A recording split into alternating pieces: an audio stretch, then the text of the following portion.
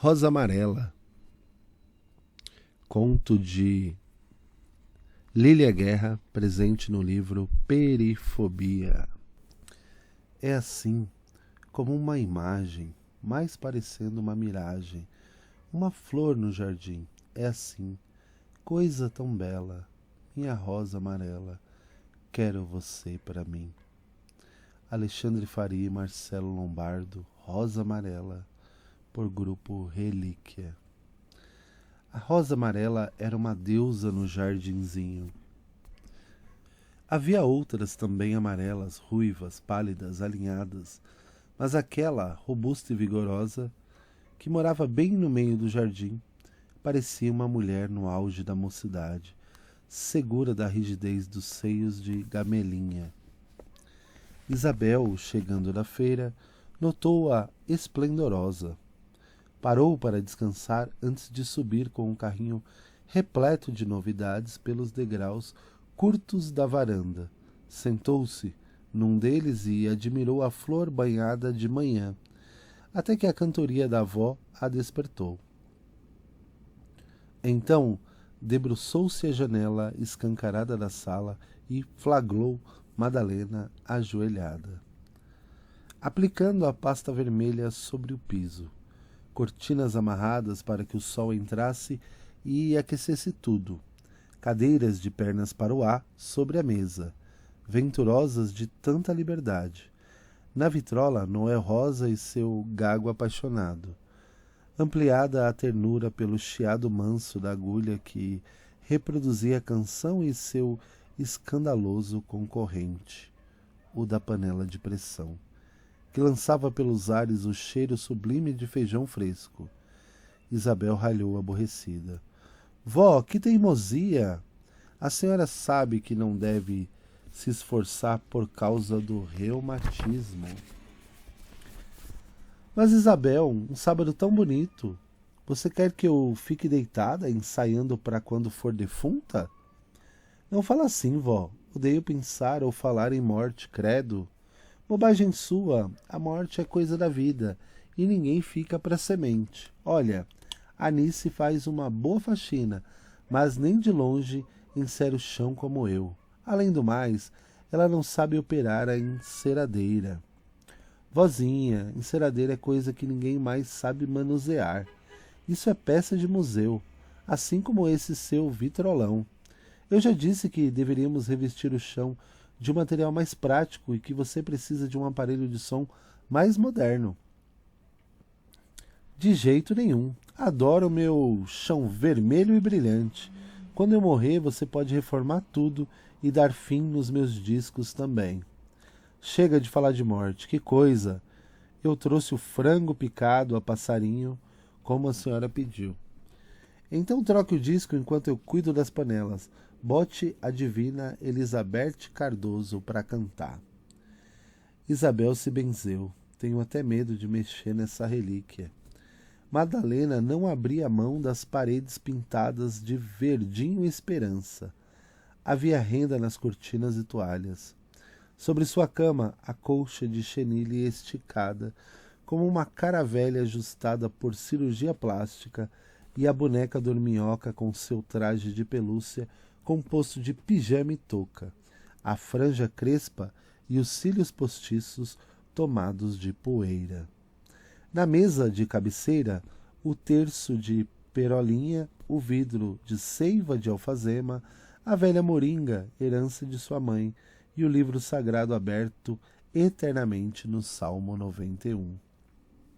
As páginas muito gastas, a capa desbotada, seu nome escrito por Isabel com letrinhas débeis de criança. Objetos que ficaram encarcerados por anos e anos em seu antigo quartinho no fundo da casa dos patrões, aguardando o dia em que ela tivesse sua própria casa para obterem alforria, assim como ela. Os bichos espalhados pelo quintal eram poesia. O cão defumando a barriga, a gata à sombra do telheirinho, os cascos dos jabutis pururucando. Madalena deixou a cera repousar e foi cuidar da comida. Depois, lustraria o chão até que ele ficasse como um espelho, pronto para receber novamente o tapete que arejava sobre o muro. De tarde bateria um bolo e adiantaria o almoço do domingo. Por tudo isso, Isabel recusara o convite de Leone para ir à noite ao samba de roda. A companhia da avó e a rotina doce da casinha eram seu programa sabatino favorito. Mas Leone telefonou para uma última tentativa. Ah, Isabel, você só sabe trabalhar e ficar enfurnada dentro dessa casa. Precisa sair um pouco, se divertir, poxa. Além do mais, não quero ficar sozinha a noite toda. O Beto vai tocar e quando ele pega naquele bendito pandeiro, nem se lembra de que eu existo. Meu irmão vai tocar também, você sabe, Isabel. Ele carrega um caminhão por sua causa. Com certeza vai te dedicar um samba. Eu prometi não contar nada, mas quando eu disse que você não ia, ele pediu que eu te ligasse e insistisse. Isabel achou graça na campanha da amiga. Tá bem, eu vou.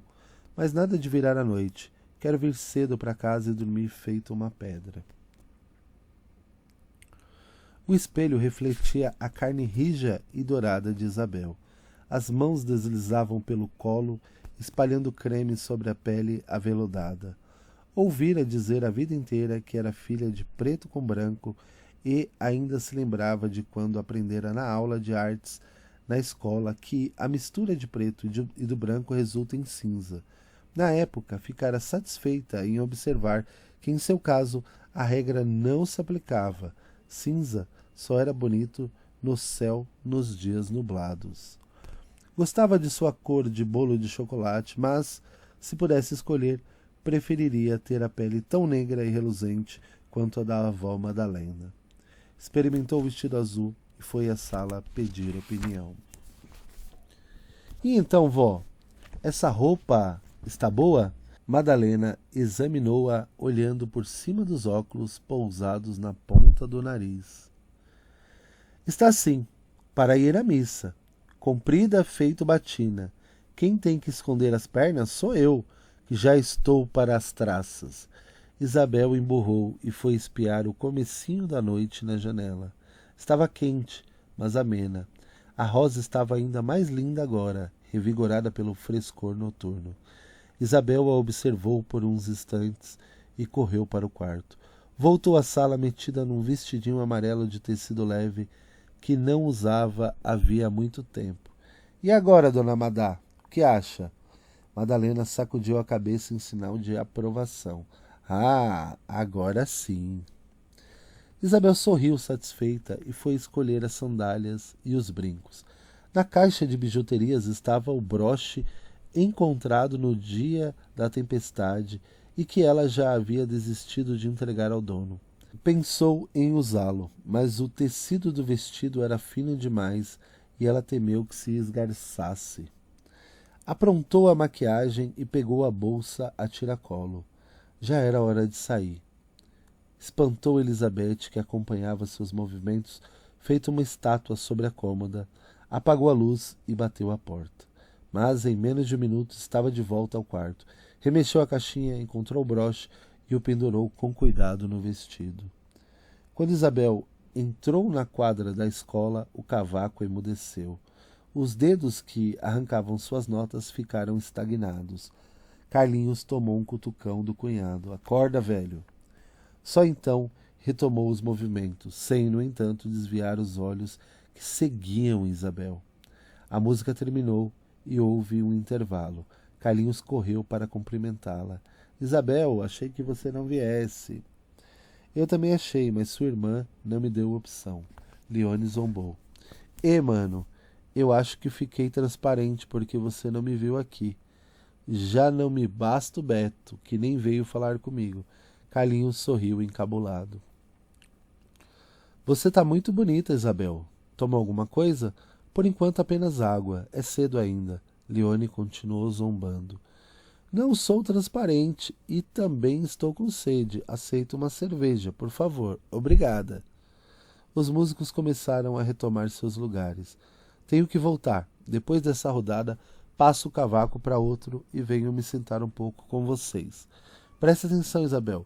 Vou mandar um samba para você. No caminho, Carlinhos parou no balcão e solicitou que servissem a mesa de Isabel e Leone. O homem que liderava os funcionários virou-se e deu a ordem. Tiago, água e uma cerveja na mesa 26. Os instrumentos começaram a ser afinados. Leone puxou Isabel. Vem, vamos nos mexer um pouco. Vá você, vou dar um tempo. Seu irmão disse para eu prestar atenção na próxima música. Eu não disse que ele ia cantar para você? Eu disse. Leone saiu, quebrando-se pelo terreiro. Isabel refletiu sobre o evidente interesse de Carlinhos. Era bonito, sim, não negava, mas não lhe despertava nada. Aborrecia-lhe a ideia de ter que se esquivar de suas investidas. Ficaria um pouco mais e daria uma desculpa para ir embora. Tiago abria caminho entre a multidão com dificuldade. Equilibrava a bandeja e os sentimentos. Era a sua primeira noite trabalhando no bar da escola, um bico. Na verdade, mas a única coisa que conseguiria arranjar para auxiliar a mãe no orçamento. Pedira emprego na oficina onde trabalhara ainda menino, mas os tempos eram difíceis agora. O dono prometera uma resposta, mas 3 meses já haviam se passado. Suspeitava que não o quisesse por causa de sua ficha conhecida. Talvez o melhor a fazer fosse partir para um lugar onde ninguém o conhecesse, cumprir a sentença estipulada pela justiça, quitar a sua dívida com a sociedade, mas seria apontado eternamente como um assassino. Sentia-se fugitivo. Pelas ruas, os homens caminhavam livremente. Mesmo os mendigos, os andarilhos, pareciam mais seguros do que ele. Se houvesse um concurso para eleger os olhos mais tristes do mundo, Tiago seria contemplado com o troféu. Ali na quadra, as pessoas sorriam, batiam palmas, sambavam e cantarolavam. Para ele, não havia pausa. Carregava seu fardo o tempo todo, como se sua penitência fosse de fato infinita. Alcançou a mesa 26. Boa noite, cerveja e água. Quer que eu sirva? Isabel estava de costas, apreciando a desenvoltura de Leone e ouvindo o samba que Carlinhos levava, olhando em sua direção. Bela Cinderela será sempre rosa amarela. Tiago perguntou de novo se deveria servir os copos. Só então Isabel notou sua presença e virou levemente o rosto para agradecer. Obrigada, não é preciso. Minha amiga saiu por um minuto e eu mesma me sirvo. Como quiser. Ele deixou as bebidas e caminhou depressa de volta ao seu posto, mas não havia se afastado muito ainda quando ouviu o estrondo. Conhecia aquele som. A canção morreu pela metade. Após o barulho seco, silêncio por um instante e em seguida gritos desesperados. Pessoas começaram a correr. Mesas e cadeiras tombaram. A alegria deu lugar à loucura. Tiago voltou-se procurando entender o que acontecia e viu quando a moça da mesa 26 caiu desacordada, como uma flor deixada para trás no meio de uma estranha procissão. Certamente seria pisoteada pelos fiéis, preocupados demais em redimir sua própria vida. Refez o caminho com mais dificuldade, remava contra a maré, alcançou a moça, ergueu sua cabeça, tentou reanimá-la, então notou o broche pendurado de seu vestido e firmou os olhos em seu rosto. Tiago tomou Isabel nos braços e cavou um túnel no meio da massa humana. Buscou a saída de emergência próxima à cozinha e correu até conseguir um local onde pudesse parar e raciocinar sobre o que fazer. Havia uma praça na esquina e ele correu para lá. Deitou Isabel num dos bancos e observou que havia um ferimento em sua cabeça. Sangrava. Precisava chamar uma ambulância.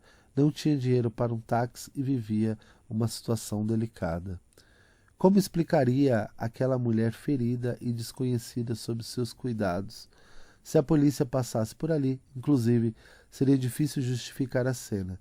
Teve vontade de retirar o broche de seu vestido e deixá-la ali quietinha. Estava respirando, afinal. Procuraria algum lugar de onde pudesse chamar uma ambulância e indicaria o local onde a encontrariam. mas era covarde demais para abandoná-la. Ela era a moça do ponto de ônibus, lembrava-se bem. Pelo jeito, estava sempre metida em alguma confusão. Enquanto ele tentava tomar uma decisão, Isabel moveu-se e, levando as mãos à cabeça, sentou-se no banco. Notou os dedos ensanguentados e olhou curiosa para Tiago, que permanecia em pé à sua frente. Ele adiantou-se. A quadra, lembra? Você estava na quadra da escola e... Sim, eu me lembro. Um barulho estrondoso, correria e uma cadeira voando em minha direção. Tiago ensaiou um sorriso. Fazia tanto tempo que não sorria e o fizera tão poucas vezes na vida. Não sabia lidar com sorrisos, mas não se conteve diante da expressão patética de Isabel, contente em saber que não havia acontecido nada de mais grave. Ah, então foi só isso. Isabel indignou-se. Sim, só isso. Só uma cadeirada na cabeça. Quem precisa de mais? Podia ter sido um tiro. Tiro? Então você acha que aquele barulho... Meu Deus, minha amiga ficou lá. O marido dela e o irmão também. Preciso voltar e saber o que houve. Eu estava trabalhando no bar. Também preciso voltar e dar uma satisfação, se é que sobrou alguém por lá. Mas acho melhor irmos com cuidado, porque ainda pode haver confusão. Você se sente bem? Não acha melhor procurar um hospital e ver se sua cabeça está inteira? Quem sabe amanhã? Agora preciso saber dos meus amigos. Quando chegaram na porta da quadra, avistaram uma viatura. Isabel apressou o passo e tentou entrar, mas foi barrada por um policial. A área está isolada, senhorita. Ninguém pode entrar. Isabel tentou convencê-lo. É que eu estava aqui agora há pouco, mas acabei desmaiando por causa de uma cadeira que voou na minha testa. E apontou para Tiago, para que ele confirmasse o que ela dizia. O policial deduziu imediatamente. Ele atirou a cadeira em sua cabeça? Tiago olhou aterrorizado para Isabel. Não, senhor. Ele me socorreu. Ocorre que eu gostaria de ter notícias dos amigos que estavam comigo. Alguns feridos foram removidos para o hospital central, mas, pelo que sei, eram apenas ferimentos leves. Houve uma morte e por isso a área está isolada, aguardando a perícia. Isabel desesperou-se. Há uma pessoa morta aí dentro? Sim, senhora. Homem ou mulher? O policial impacientou-se. Homem! Isabel respirou aliviada. Leone não era, mas havia o Beto e Carlinhos. E eu não posso ver o morto? Tinha horror à morte e detestava a ideia de aproximar-se de um cadáver, mas queria ter certeza de que Beto e Carlos estavam a salvo.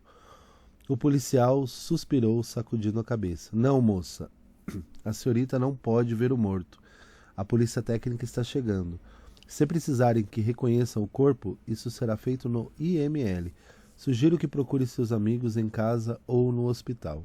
Tiago ouviu tudo. Lamentava os feridos, o morto e sua féria da noite perdida. Chegaria em casa de mãos abanando. Chamou Isabel para um canto. Moça, estamos já há algum tempo juntos e eu ainda não sei seu nome. Ah, me desculpe, sou Isabel, muito prazer. E obrigada por ter me salvado. Pela segunda vez, não é mesmo? Segunda vez? Como assim? Você é a moça do ponto de ônibus no dia do temporal, certo? O prazer é todo meu. Meu nome é Tiago e preciso de um emprego. Se quiser me contratar como salva-vidas, pelo visto, você precisa de ajuda.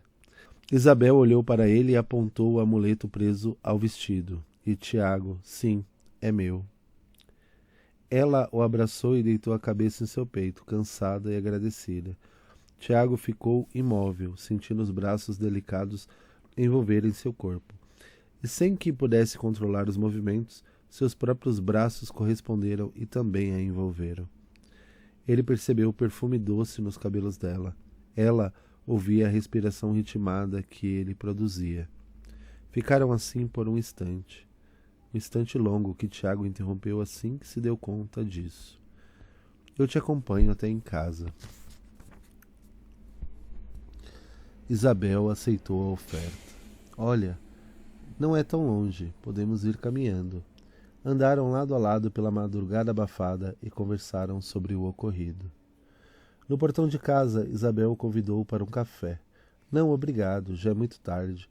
Fica para a próxima vez. Mesmo? Mesmo. Você sabe que moro aqui, mas eu não sei onde você mora. Se não voltar dia desses para que eu possa agradecer com um bolo e um café, como se deve, não poderei encontrá-lo. Você tem telefone? Não tenho. Espere então, vou anotar o meu. Não precisa, não tenho como ligar mesmo. De repente, Isabel pensou numa coisa que provocou um solavanco em seu estômago. Baixou a cabeça, esfregando o saltinho da sandália na calçada. Olha, se você tiver uma namorada, uma noiva ou uma esposa, pode trazê-la também. Tiago testou outro sorriso. Isabel o obrigava a se exercitar nisso. Nem namorada, nem noiva, nem esposa. O cérebro de Isabel trabalhava com múltiplas possibilidades. Namorado, noivo ou marido? Tiago arregalou os olhos, incrédulo. Você está querendo saber se sou viado? Não sou. Isabel disfarçou o contentamento. Se fosse, também não seria problema. Era só para saber mesmo. E você, namora, tá noiva ou é casada? Quem, eu? Não, sou solteira, sempre fui. Eu moro com a minha avó. Olha, eu prometo que venho te visitar um dia desses. Despediram-se. Tiago esperou que ela fechasse o portão e só então se afastou. Mas ela voltou-se e o chamou por cima do murinho. O coração dele disparou feito uma locomotiva. O broche! Você não pegou o broche. Tiago virou-se sorrindo de novo, as mãos nos bolsos, a luz da lâmpada da rua emprestando um contorno azul brilhante à sua figura esguia. Fique com ele por enquanto, é a garantia de que eu volto. Isabel ficou ali, acompanhando o vulto azulado sumir no fim da rua, até que a janela da sala se abriu e Madalena chamou. Isabel, graças a Deus você chegou, minha filha. Eu estava tão aflita. Leone já ligou uma porção de vezes.